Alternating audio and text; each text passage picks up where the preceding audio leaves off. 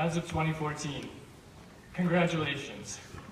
Considering all the time we've spent in school, the fact that it's coming to an end is truly something significant and definitely worth celebrating.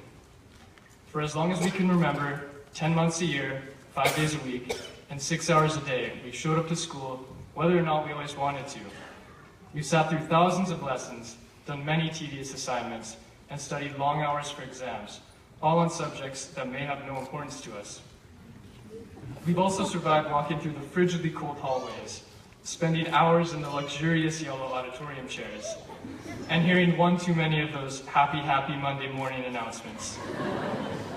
But in all seriousness, high school posed its own unique challenges for each of us, whether in the form of academics, sports, music, or friends.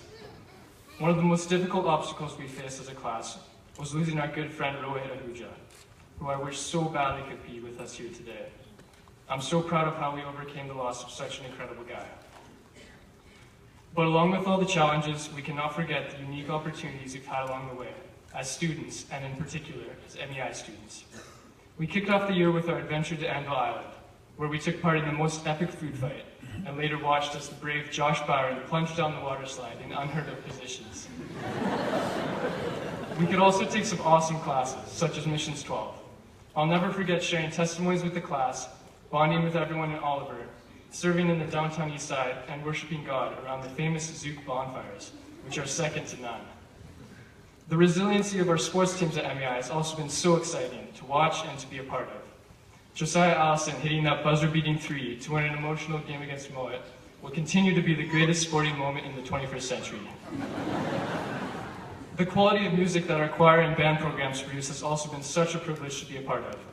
I'll never forget all the sights and sounds of our trip to Washington, D.C., as well as the amazing performances we took part in. These are just a few of the highlights from this year alone, and highlights that I'm sure I share with many others.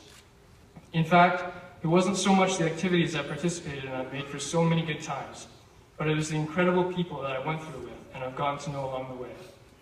There are so many gifts, talents, and distinct personalities among us that come together and create what has become an unbelievably rich community. When we look back on all the hours we've spent within the walls of the school with these people, it can really be quite overwhelming.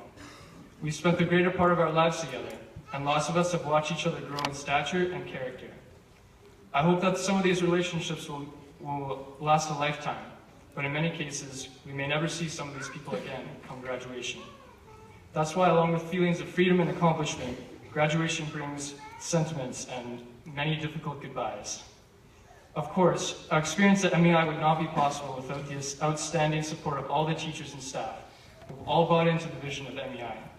They don't just simply focus on marks and deadlines, but instead character and improvement. You can't put a price on the impact they've had, not to mention the skillful job they've done to prepare us for life after high school. So for all the sacrifices, extra hours, and genuine commitment to our lives, I'd like to say a huge thank you to all the teachers and staff on behalf of our grad class. If we can't recognize the huge positive impact that these people have had on our lives now, I pray that in the future we can look back and realize that MEI has laid down a firm foundation for us. Maybe one day we can even thank our parents for sending us there. It never ceases to amaze me how fast time goes by, yet how much we have grown here at MEI. Just last week, Mr. Knoll paid a visit to the grade 12s, delivering the long-awaited messages from our time capsules.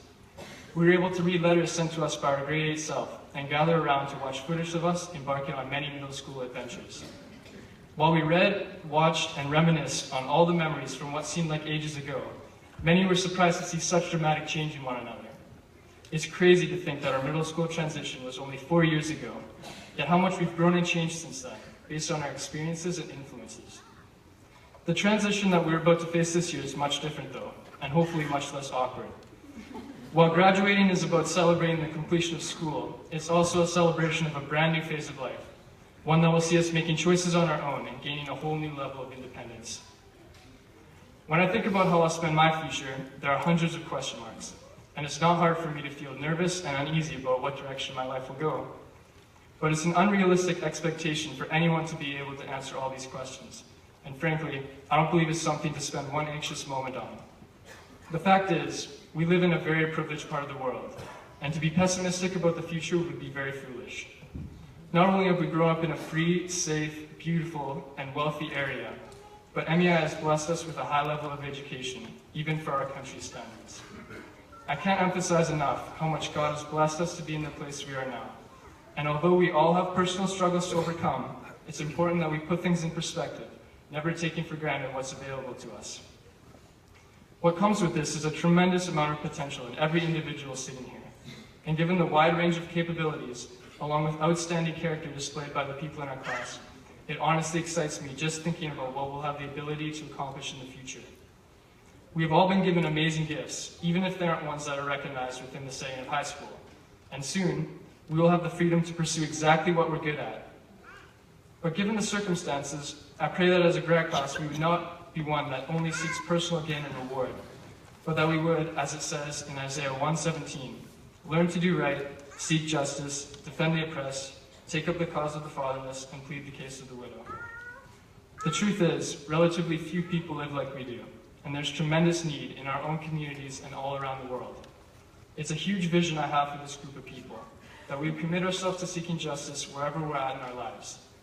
It's by no means easy, but God can work in amazing ways through our lives, and by the use of methods we would never imagine. As we walk across the stage today, we will all feel different emotions based on our experience with high school. But there's one thing that we will certainly have in common. We don't know what the future holds for us.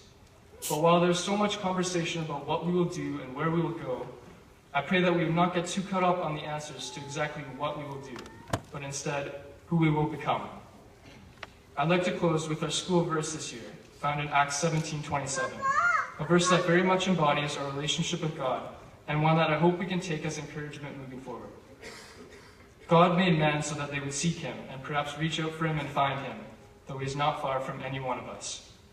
Grads, as we walk out the doors of MEI for the last time this June, I pray that each one of us will continue to seek God, reach out for him, and ultimately find him in all areas of our life, including wherever he leads us.